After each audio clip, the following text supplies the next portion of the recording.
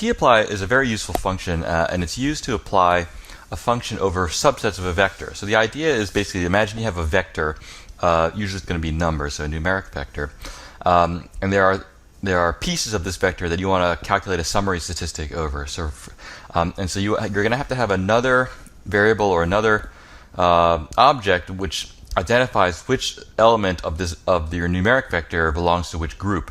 And the idea is that for each group in the numeric vector, you're going to calculate a summary statistic like a mean or a standard deviation or whatever.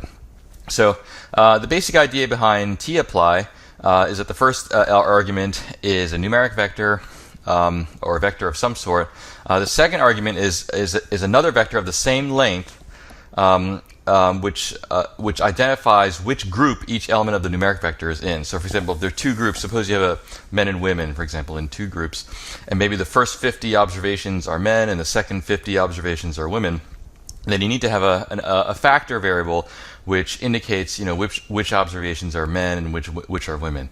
And so if you want to take the mean of the numeric vector within men and within women, then you can use tapply to do this. So fun is the function that you want to apply. And so this is going to be the same as before. It's going to be either a function, or you can pass an anonymous function.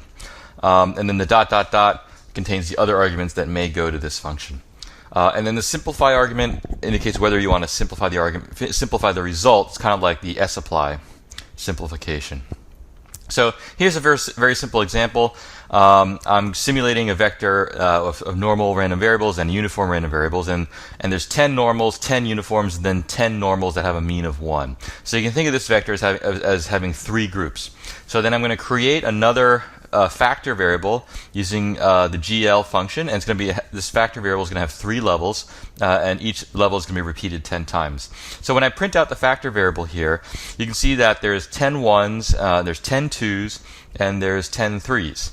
So that the factor variable indicates kind of which group the observation is in. So now I can tapply on x, pass it the factor variable f and the mean function, and that allows me to take the mean of each group of numbers in x. If you don't simplify the result, then what you get back is going to be a list. So tapply applied to the same numeric vector and factor as on the previous slide. When I calculate the mean and I say simplify equals false, then I get back a list with 3 elements, and in each element of the list is the mean of that subgroup.